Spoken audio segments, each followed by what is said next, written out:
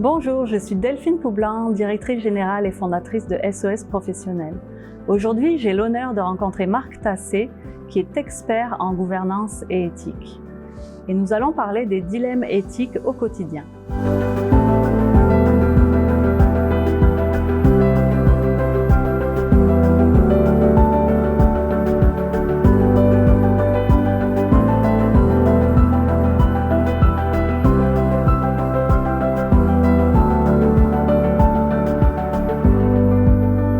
Bonjour Marc, je suis très heureuse de te rencontrer ici à Montréal.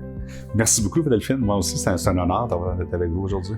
Oui, donc tu as 35 ans d'expérience et tu es vraiment un expert reconnu internationalement. Tes secteurs de prédilection, c'est la gouvernance, l'éthique, la conformité et les risques réputationnels pour les entreprises. Donc tu travailles beaucoup pour les entreprises. Et tu es aussi enseignant dans de nombreuses universités, donc à l'Université d'Ottawa depuis plus de 30 ans, à l'UQAM et à l'Université d'Harvard notamment un petit peu plus récemment. Tu es aussi directeur général de Sierra International Risk Advisors et de Egregia Strategic Consulting Group. Oui, c'est bien ça. C'est un beau CV, vraiment. Est-ce que tu peux m'expliquer qu'est-ce qui t'a mené à devenir un expert de la prévention de la fraude et de la corruption? Moi, ça a commencé quand j'ai gradué de l'université. J'ai été travailler en cabinet comptable et j'avais une clientèle qui était assez diversifiée. Mais il y a une chose qui ramenait tout à la même chose, c'était qu'ils avaient tous été déjà victimes de fraude ou ils étaient probablement pour l'être dans un avenir assez rapproché. Donc, j'ai eu la chance de travailler avec eux et voir que beaucoup d'entrepreneurs investissent beaucoup de temps et d'énergie dans leur entreprise, mais qui peuvent être victimes de fraude ou de comportements malveillants de la part de certains de leurs employés, ainsi que des gens à l'extérieur de la firme. Donc, je me suis spécialisé dans la prévention. La détection, c'est toujours bien, mais une fois qu'on détecte, c'est parce qu'il y a un événement qui s'est produit. Alors que la prévention, moi, je considère que c'est tout le temps une plus-value pour l'entrepreneur. Donc, en cabinet comptable, pour moi, la clientèle aimait que je leur parle de prévention beaucoup plus que de détection, parce que quand on arrive à l'étape de la détection, souvent les gens sont gênés de dire qu'ils ont été victimes d'une fraude ou d'une arnaque là, de quelque façon que ce soit. Donc, tu es vraiment spécialiste de la corruption. Est-ce que, tu sais, pour moi, c'est un petit peu vaste comme terme.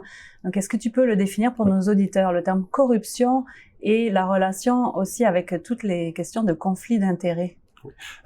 La corruption, ça veut dire qu'il y a une personne qui veut obtenir un contrat de la part d'une entreprise et il y a une personne au sein de l'entreprise qui, elle, va octroyer le contrat. Donc, ces deux personnes-là vont travailler ensemble dans le but d'accorder le contrat au soumissionnaire en échange d'une certaine rétribution pour la personne qui a octroyé le contrat.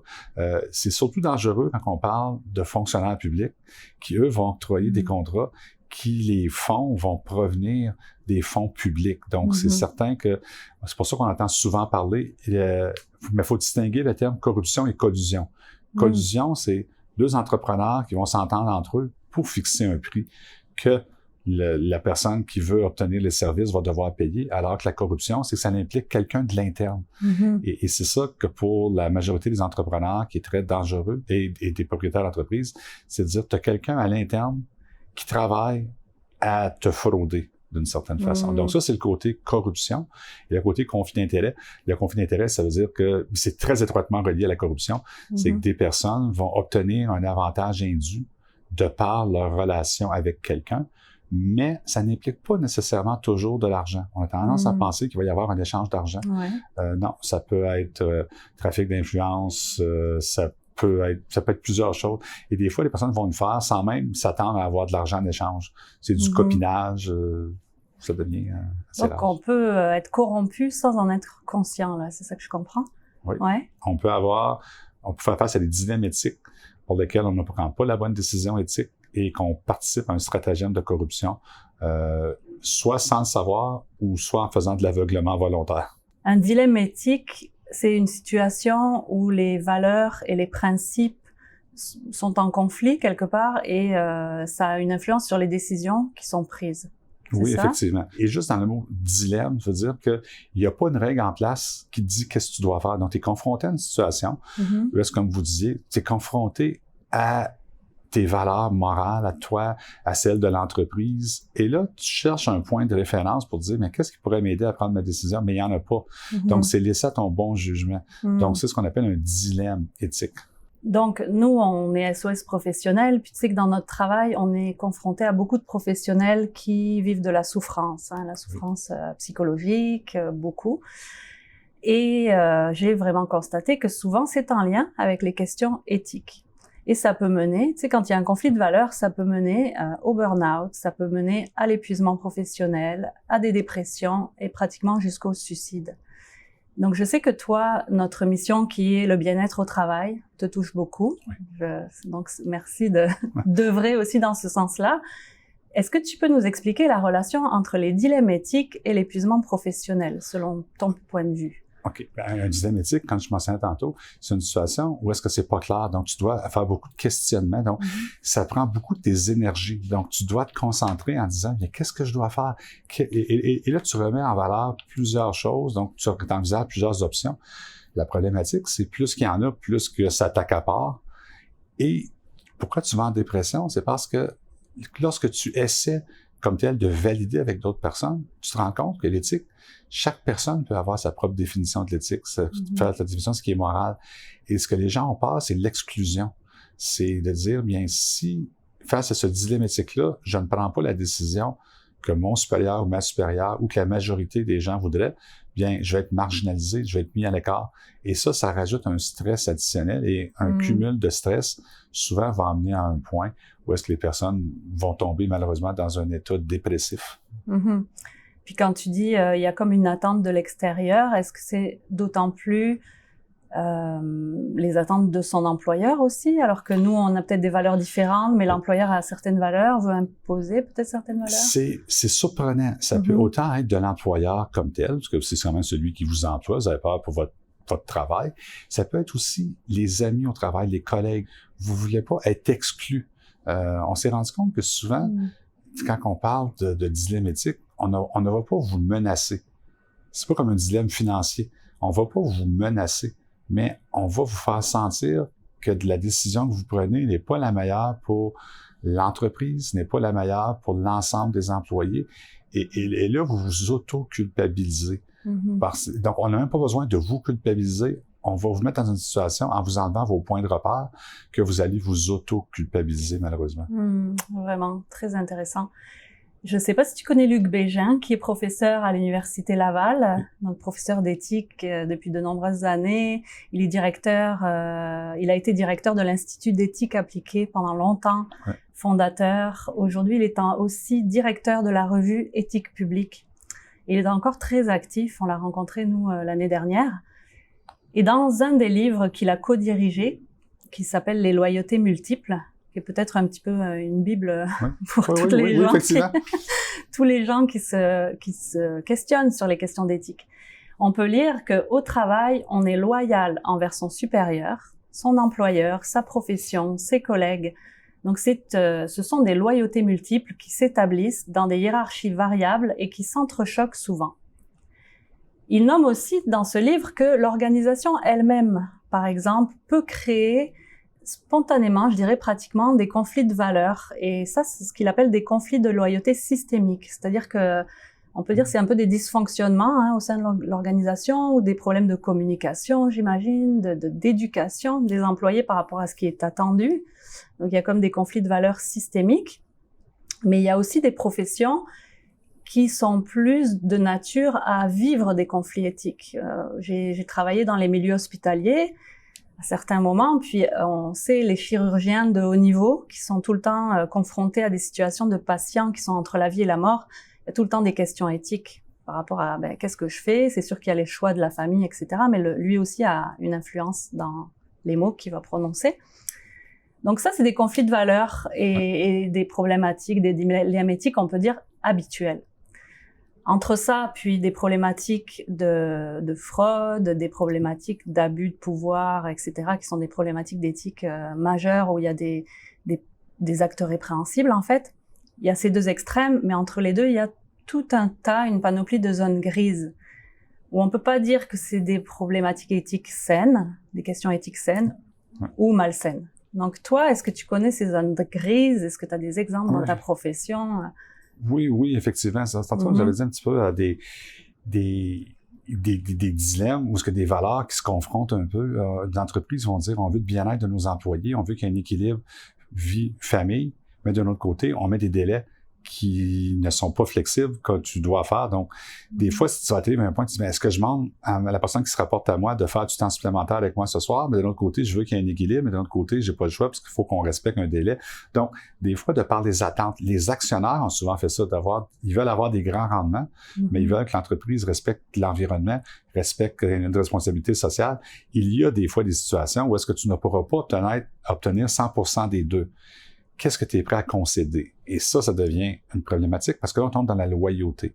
Vous savez, moi, la loyauté, j'ai une grande définition de ça qui est de dire, bien écoute, tu vas comme tel respecter ton engagement, tu vas être loyal envers les attentes que tu as démontrées aux gens.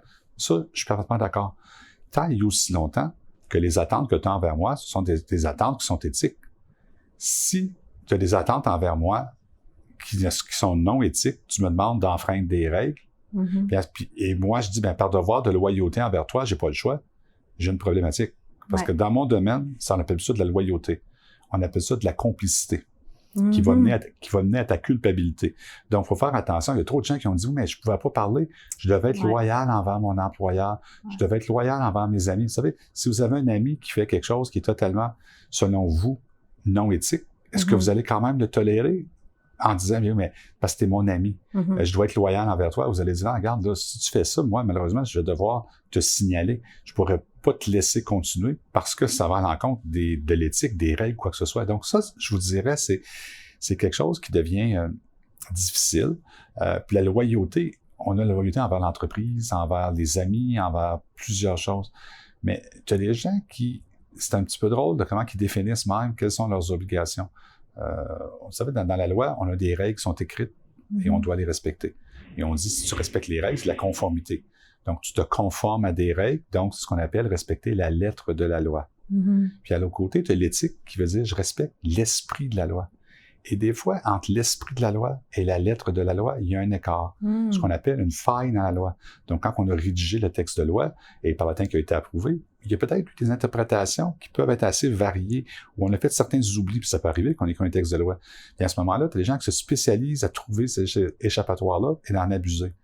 Et ces gens-là, tant qu'à moi, sont ceux qui viennent miner l'éthique au sein de l'entreprise. Et ce sont eux, malheureusement, des fois, qui occupent des postes de position et qu'on croit qu'on a un devoir de loyauté envers eux. Moi, je crois qu'on a un devoir de loyauté envers les personnes éthiques. On ne devrait pas avoir un devoir de loyauté envers les personnes non éthiques. Ouais, très intéressant. Quand tu parles de ça, ça me fait penser au code de profession qui écrit clairement c'est quoi les règles, la loyauté envers la profession. Hein, c'est respecter le code des professions, le code de déontologie.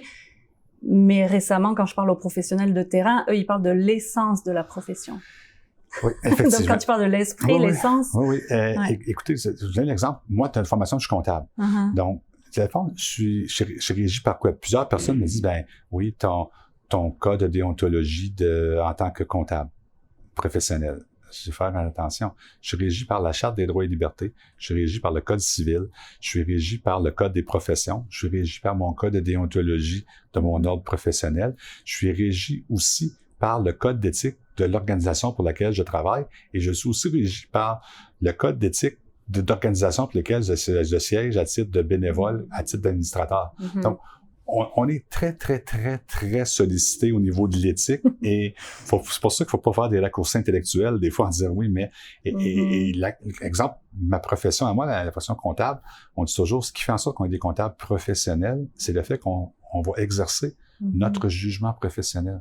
Mais mon jugement professionnel, s'il est basé sur des règles d'éthique, ça va bien. Mais si mon jugement professionnel est basé sur des règles non éthiques, qu'est-ce qui va se passer? C'est ça qui devient le défi. Ouais, donc il y a énormément de guides, de codes à respecter.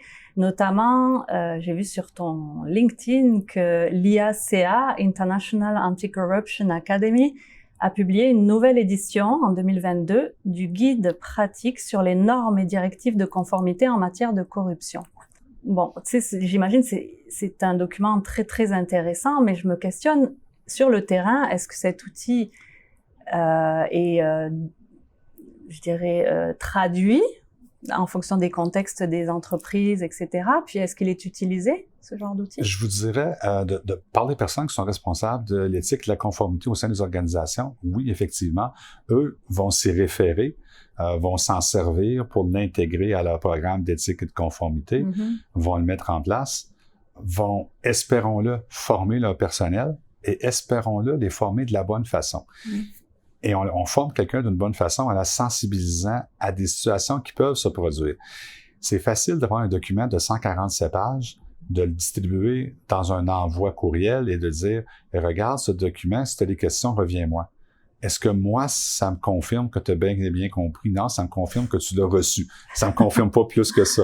Donc, souvent, ce qu'il faut faire, c'est de le faire vivre au sein de l'organisation. Donc, est-ce qu'il est connu? Oui. Est-ce qu'il est appliqué dans la mesure de l'interprétation que les gens ont et dans la mesure de la connaissance qu'ils en ont? Souvent, on se rend compte qu'il y a des personnes qui vont commettre des actes non éthiques et ils ne le savaient pas.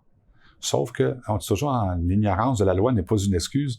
Moi, je dis toujours, l'ignorance des règles éthiques n'est pas non plus une bonne excuse. Mais on doit quand même essayer de sensibiliser nos employés, nos fournisseurs. Parce que n'oubliez pas que pour une entreprise, tu es responsable de l'éthique, oui, de tes employés, mais de tous les gens qui font partie de ta chaîne. Donc, ça peut être autant tes fournisseurs. Pensez à une université. Si on a un fournisseur, disons, dans le service alimentaire, qui a un comportement tout à fait non éthique envers notre clientèle étudiante, c'est notre responsabilité. On peut pas juste dire, oui, mais c'est pas les employés de l'université. Vous allez dire, oui, mais ils doivent se conformer à ton code d'éthique. Donc, à ce moment-là, ils sont une extension de vous. Donc, ça aussi, c'est très important. Ouais, tout à fait.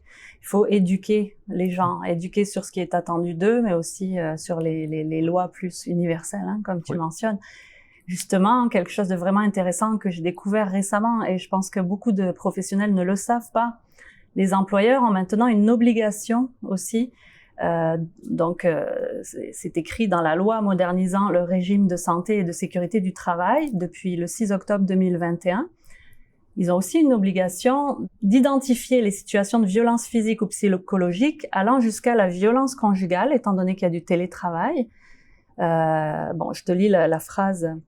L'employeur doit prendre les mesures nécessaires pour assurer la protection de la travailleuse ou du travailleur exposé à une situation de violence physique ou psychologique, dont une situation de violence conjugale, familiale ou à caractère sexuel.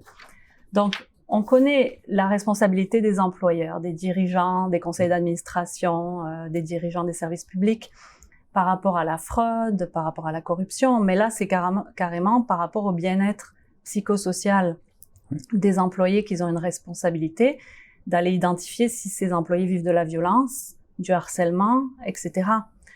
Et je sais aussi que tu connais Vicky Poirier, qui est une directrice d'entreprise qui a créé en 2016, je crois, Alias, une entreprise vraiment pour moi visionnaire, selon moi. C'est mon point de vue, mais bon, je pense que tu le partages. Je le partage entièrement. Tu ne seras plus seul, nous serons deux. Voilà. Donc, une entreprise visionnaire qui vise à proposer donc aux entreprises, mais aussi au secteur public et aux OBNL, etc., des mécanismes de signalement confidentiel. Donc, ces mécanismes peuvent faire autant la prévention, donc l'éducation, etc., que la détection ou l'enquête, carrément aller jusqu'à l'enquête, ou même offrir des recommandations sur peut-être les mesures qu'il faudrait prendre pour éviter les problèmes. Et donc, Vicky Poirier dit que quand elle a créé Alias, elle croyait au départ que les dénonciations seraient davantage en lien avec la fraude financière, parce qu'elle aussi est CPA, je pense, initialement. Mais pas du tout. C'est majoritairement en lien avec les comportements humains que les signalements entraient dans sa plateforme. Les signalements visaient des situations d'agression, de harcèlement, d'abus, d'intimidation et même du racisme. Et elle dit que c'est encore le cas aujourd'hui. Donc là, je la cite en fait dans une entrevue récente. Donc, Alias, c'est une entité indépendante qui peut offrir donc prévention, détection et enquête au sujet des actes répréhensibles. Qu'est-ce que tu penses de ce genre d'entité complètement indépendante, donc qui n'est pas au sein des institutions ou des organisations pour aller enquêter? Est-ce que tu penses qu'aujourd'hui, ça a sa place dans la société? Aujourd'hui? C'est essentiel. Et je pense que ça aurait eu sa place il y a 20 ans passés, 30 ans passés aussi. C'est juste qu'aujourd'hui, on est là et j'espère qu'on va être là dans 30 ans aussi. Ça va toujours avoir sa place. Ça apporte une crédibilité. Ça apporte aussi un lien de confiance pour l'employé en disant, si je veux faire un signalement, si je veux discuter de quelque chose, bien, je peux avoir des personnes qui sont professionnelles qui vont discuter avec moi sans nécessairement que ça se sache. Souvent, c'est parce qu'on a la honte. Je sais pas si vous êtes victime de violence conjugale, peut-être que vous avez honte. C'est pas quelque chose qu'on est fier habituellement. Mais en milieu de travail, on peut pas en parler parce qu'on se sent un peu, on a peur d'être marginalisé ou peur d'être jugé, alors qu'une ligne de signalement, c'est tellement bien.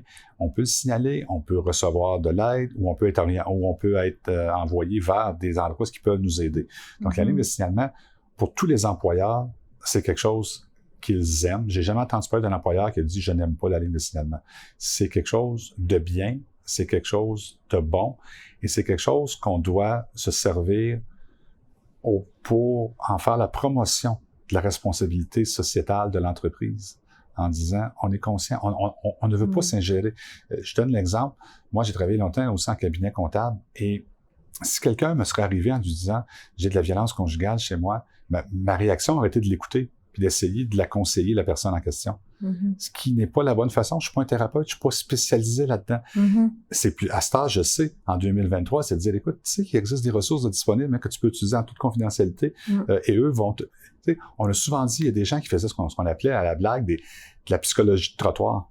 Tu donnes des conseils à des gens, mais des fois, t'es pas trop sûr si c'est les meilleurs, puis après ça, ben, il y a des conséquences, tu dis, regarde, I guess que je m'étais trompé. Mais là, tu peux pas faire ça. Donc, je pense que cette ligne-là apporte quelque chose d'essentiel et c'est ce qui protège un peu, je vous dirais, l'image de l'entreprise.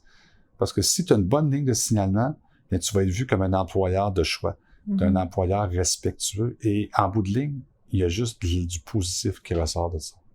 Oui, on le sait pas. On sait pas. On n'est pas informé en fait. Je pense que ça, on manque d'éducation. Je t'expliquais en hors coulisses que j'ai travaillé dans l'humanitaire et j'ai été confrontée à beaucoup de situations de bris de l'éthique qui m'ont heurté, mais j'ai jamais pensé va dénoncer à tel endroit, tel endroit. C'est quelque chose que j'étais juste vraiment énervée, tu sais, de vivre ces situations-là, au lieu de réaliser que j'avais peut-être du pouvoir face à ça aussi. Et on se sent mal, hein? On a peur d'être isolé. On se sent isolé, on pense qu'on est la seule personne qui a vu quelque chose. On pense que si on le partage, on ne nous croira pas. On a un problème de crédibilité. Après ça, même si on est crédible, là, on a peur d'être marginalisé. Donc, il y a tout un enchaînement de croyances, j'aimerais dire erronées. Malheureusement, les faits ont prouvé que c'était pas nécessairement erroné, mais j'aimerais dire que par l'avenir, ça se reproduira plus. Donc, il pourrait être erroné pour l'avenir, que non, c'est pas vrai. Si tu fais un signalement, tu vas être supporté, tu vas être protégé. Donc, ça puis là, l'école d'éthique appliquée avait une école d'été sur les lanceurs d'alerte. Tu m'avais dit que tu aimais pas trop ce terme-là. Est-ce que tu peux m'en parler? Oui. Ben, merci beaucoup d'amener ça dans la conversation. C'est vrai, je suis quelqu'un qui n'aime pas ce mot-là. Ben, ces deux mots-là, lanceur d'alerte. Même l'expression aussi whistleblower en anglais, je trouve que il y a une connotation négative, que ce soit que ça vient d'expériences passées. Moi, j'aime beaucoup l'expression plutôt ambassadeur de l'éthique. On peut l'appeler ambassadeur de l'éthique ou ambassadeur de l'intégrité, un peu comme vous voulez, mais le mot d'être un ambassadeur de l'éthique, si je me présente, je vous dis bonjour, mon nom est Marc, je suis ambassadeur d'éthique au sein de mon organisation, ça va bien paraître. Si au lieu d'appeler ça une ligne pour les lanceurs d'alerte ou un whistleblowing hotline, si en place, j'appelle ça comme tel une ligne d'éthique. Donc, en utilisant une ligne d'éthique, je peux appeler ou je peux contacter dans le but d'avoir des précisions, de m'assurer avant de poser un geste. Tantôt, je vous disais, le problème qu'il y a eu dans un dilemme éthique, on ne sait pas quoi faire. Donc, c'est vrai qu'il n'y a pas une règle, mais si vous contactez une ligne d'éthique, on peut, comme tel, vous orienter un peu dans votre processus décisionnel. Donc, on parlait de l'importance d'avoir des entités indépendantes, un tiers indépendant. Cependant, je constate que dans les institutions publiques, en général, ils ont leur mécanisme à l'interne. Donc toi, j'imagine que tu as énormément d'expérience avec ça. Et puis aussi, j'ai vu que tu as aussi une expérience avec la police, et notamment en tant qu'auditeur externe. Donc, tu fais partie de ces auditeurs externes, tu as le privilège. Oui, effectivement, oui. J'ai le privilège d'essayer de pouvoir changer des choses. Il y a des fois, on n'a même pas ce privilège-là de pouvoir espérer changer. Moi, je l'espère jusqu'à un certain point. Et c'est une question de crédibilité.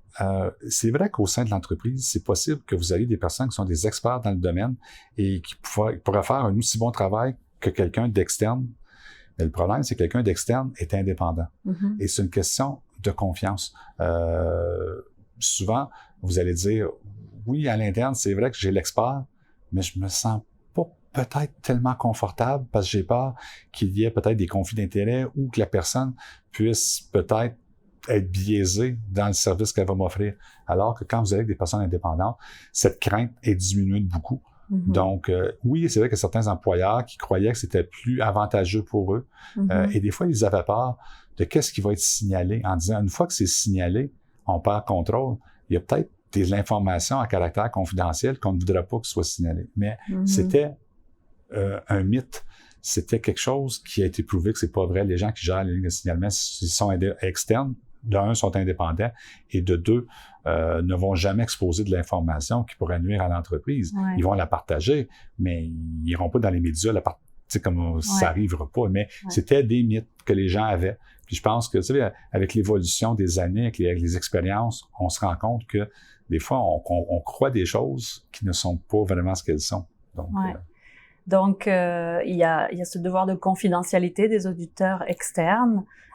C'est souvent des choses fiables qu'ils offrent. C'est très professionnel, très rigoureux comme service.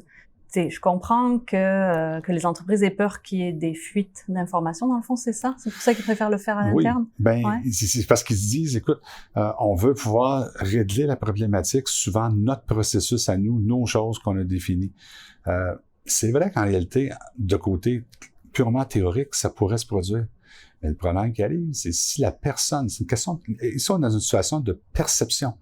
On n'est pas dans une situation de réalité. Donc, si la personne dit, moi, je me sens moins confortable parce que, tu sais, je dis souvent, exemple, prendriez-vous un médecin de famille qui est un ami de la famille, vous allez plutôt prendre un médecin de famille qui n'est pas rattaché à la famille. Même si, dans le fond, c'est un professionnel, il a fait le même, il a les mêmes expertises, la même éducation, mais vous savez qu'il y a un devoir de ne pas le partager. Ça reste que, pour certaines personnes, on se sent pas confortable. Et moi, je suis toujours, c'est pas d'essayer de convaincre la personne qu'elle devrait être confortable, c'est de respecter le fait qu'elle n'est pas confortable. Donc, l'auditeur externe est beaucoup plus objectif, il n'y a plus l'aspect émotionnel, c'est ça que je comprends avec ton exemple du médecin. Et en plus, j'imagine pour l'entreprise, pour l'institution, il y a quand même à gagner pour la confiance envers le public. Aussi? Beaucoup. Vous savez, un employé qui constate, disons, un manquement à l'éthique, s'il n'a pas confiance dans le programme que vous avez mis en place, certaines de ces options qui lui restent, c'est peut-être de contacter les médias, ou peut-être de le mettre sur les médias sociaux lui-même de façon anonyme, ou peut-être, comme tel, d'aller voir les gens qui font l'application de la loi.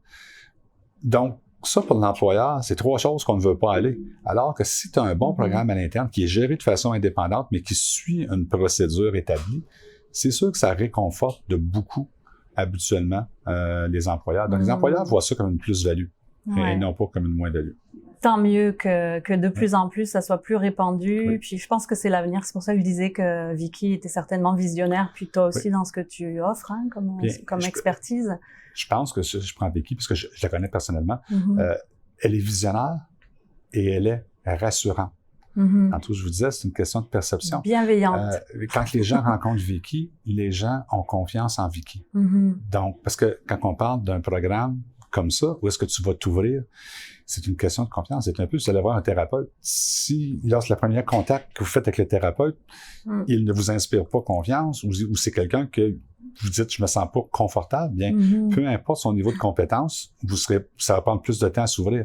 Donc, je pense que Vicky a une très belle approche où est-ce qu'elle est capable de rencontrer des gens et d'installer cette confiance. Donc, à ce moment-là, c'est sûr que c'est gagnant-gagnant. Merveilleux. Mais c'est un peu ça aussi, je te dirais, pourquoi les gens ne dénoncent pas? Parce qu'ils ont peur. Il y a un manque de confiance. Ils ont peur des représailles, ils ont peur de perdre leur emploi, ils ont peur de pas obtenir les avancements, etc.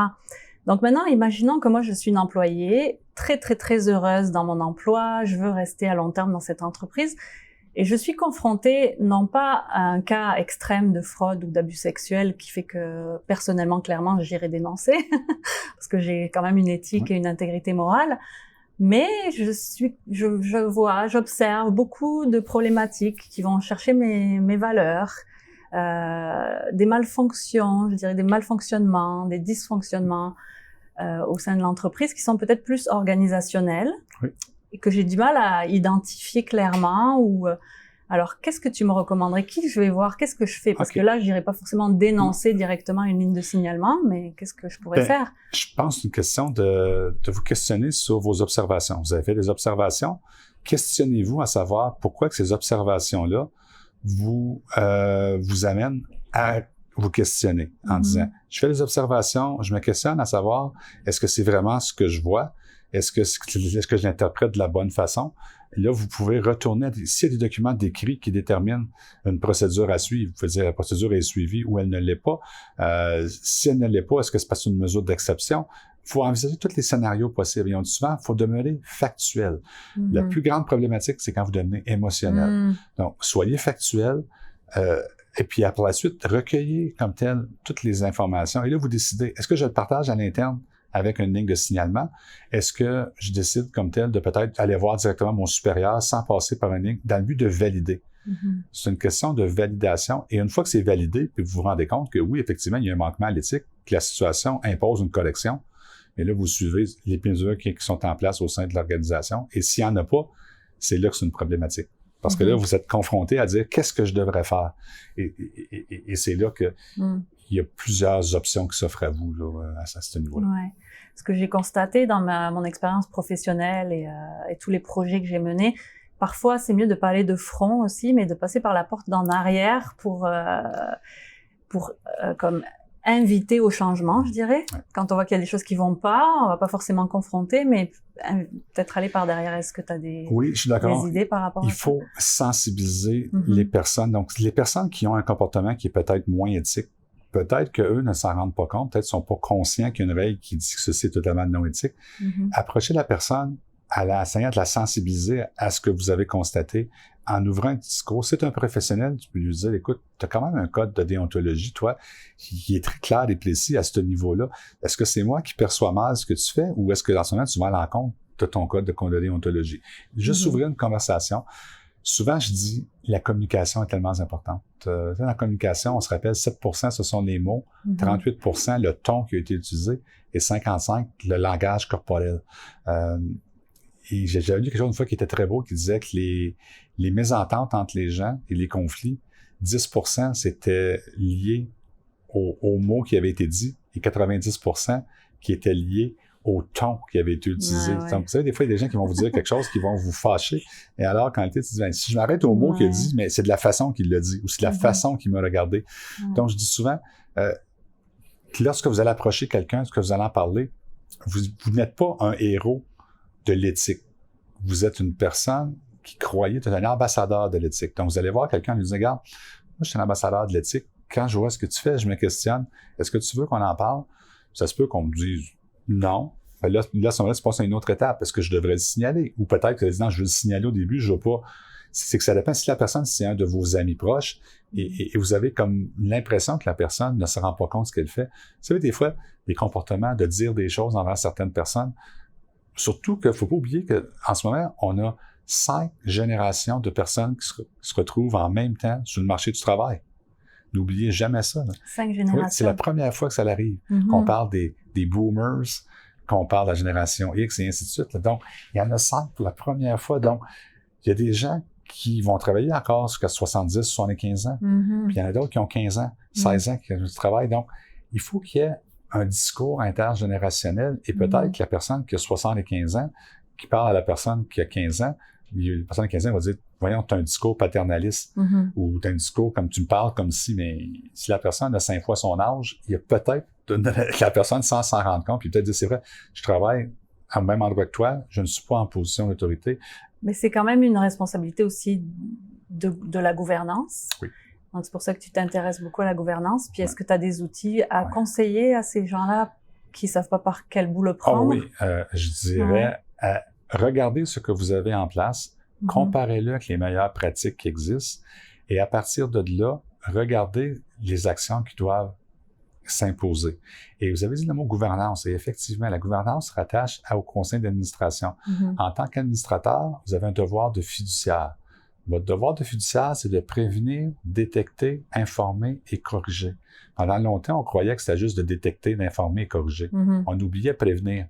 Et de plus en plus, à cette heure, on a vu comme tel des dossiers juridiques très médiatisés où est-ce qu'on partait après les administrateurs et on disait, vous avez failli à votre devoir, vous n'avez pas fait les efforts nécessaires dans le but de prévenir. Ce qu'ils appellent en anglais « failure to prevent ».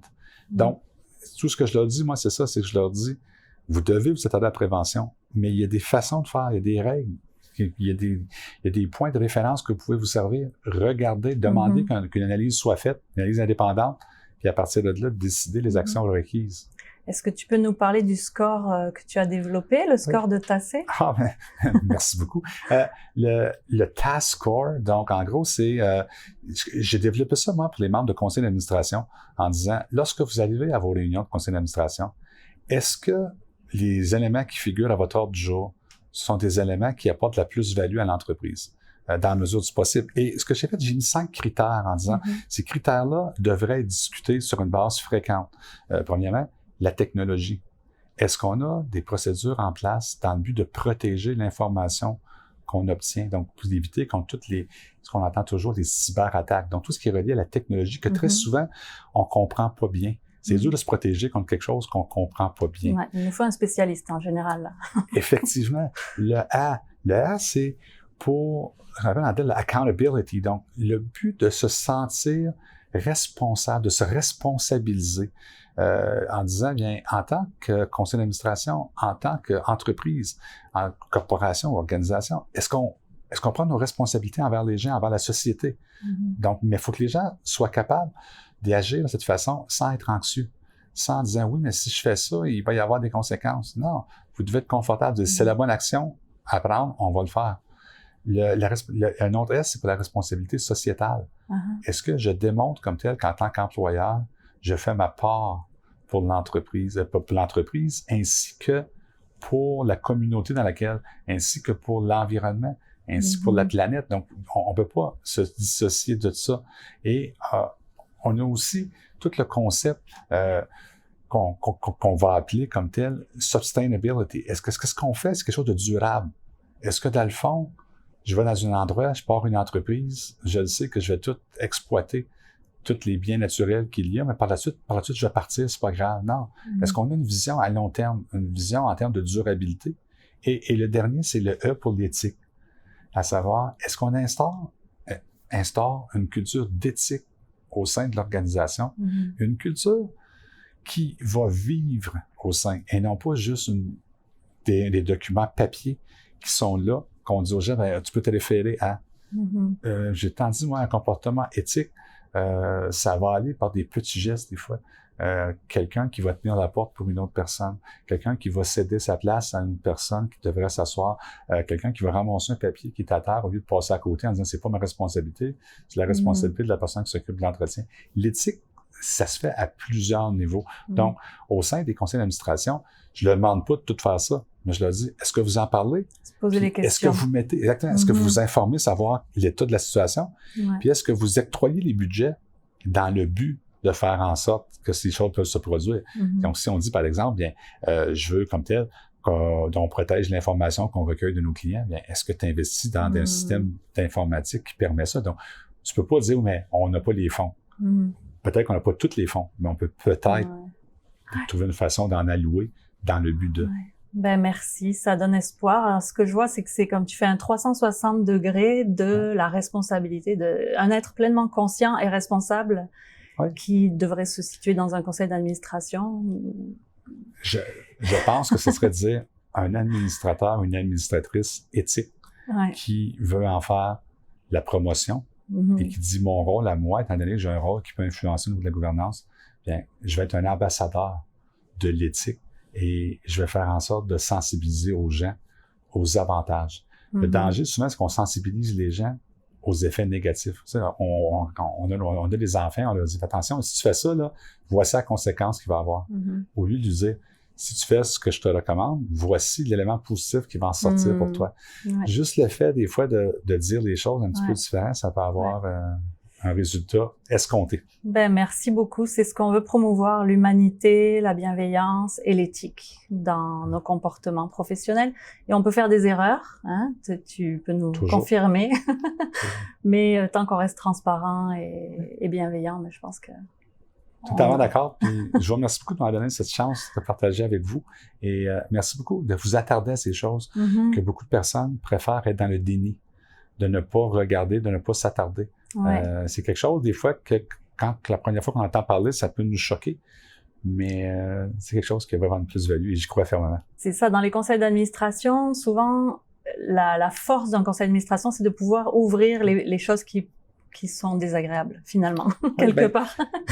Parce qu'il faut les regarder. D'accord, totalement d'accord avec vous. D'avoir cette volonté de parler et d'avoir cet engagement en disant, je vais en parler dans le but de trouver une solution, pas dans le but de réprimander des gens, dans le but d'arriver. Puis, ce qui marche beaucoup, beaucoup avec les gens de conseil d'administration, quand je leur parle, c'est que je leur dis, il devrait y avoir un élément dans votre discussion de regarder qu'est-ce qui se passe avec nos compétiteurs, toutes les choses négatives, et ne pas s'en réjouir, mais de plutôt dire, est-ce que nous, on vit peut-être la même chose, on est exposé aux mêmes risques, c'est juste qu'en ce moment, c'est pas été rendu public.